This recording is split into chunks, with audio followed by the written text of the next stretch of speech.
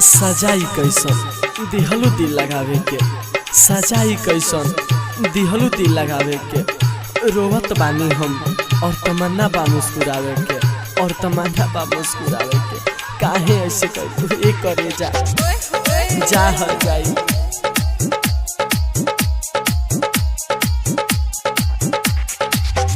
तूरी दिलू दिलावा के सजावल सपना, छोड़ के तू चल गइलू पिया घर अपना, पिया घर अपना। तू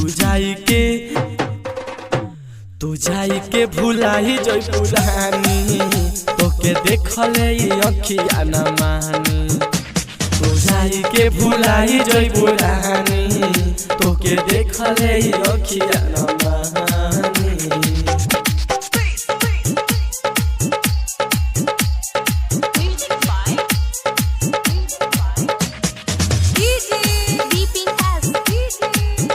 वो तो दीवानी थी, मुझे तन्हा छोड़ गई। खुद न रुकी तो अपना साया छोड़ गई। दुख न सही गम इस बात का है, आंखों से करके वादा होठों से तोड़ गई, होठों से तोड़ गई। जिंदगी में हमारा तू आइलू हो, सुतल भगिया जगैलू हो। कैसे हम जियतानी, फाटल दिल के सियतानी। तू चिट्ठिया भेजवलू हे रानी, तोके देखले अखिया न मानी। तू चिट्ठिया भेजवलू हे रानी, तोके देखले अखिया न मानी। प्यार करने का हुनर हमें आता नहीं, इसलिए हम प्यार की बाजी हार गए। हमारी जिंदगी से उन्हें बहुत प्यार था, शायद इसीलिए वो हमें जिंदा ही मार गए, जिंदा ही मार गए। अरे बेवफा जा तरू तो जा।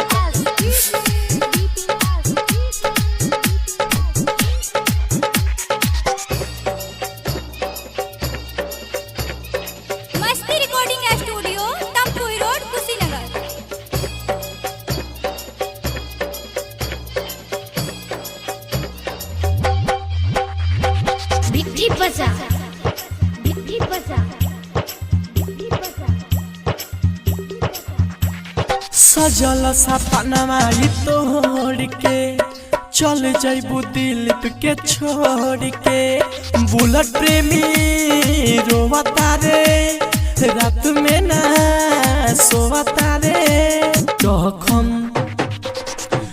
जखम दे गइलू ए रानी, तोके देखले अखिया न मानी। तू जखम दे गइलू ए रानी, तोके देखले अखिया न मानी।